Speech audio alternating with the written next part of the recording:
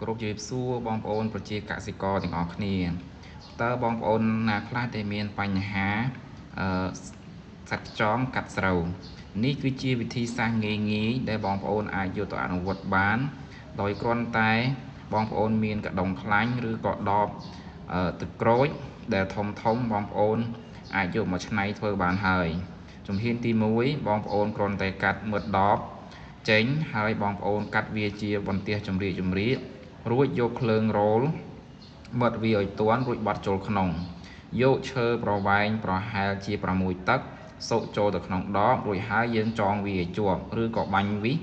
ដូចនៅក្នុងរូបភាពក៏បានរួចហើយបងប្អូនចងវាឲ្យជាប់រួចយកទៅដាក់នៅក្នុងស្រែ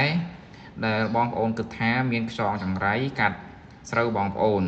នៅពេលដែលវារោពងនោះខ្យងនោះនឹងឡើងមករោពងហើយវានឹងចូលទៅក្នុងនោះ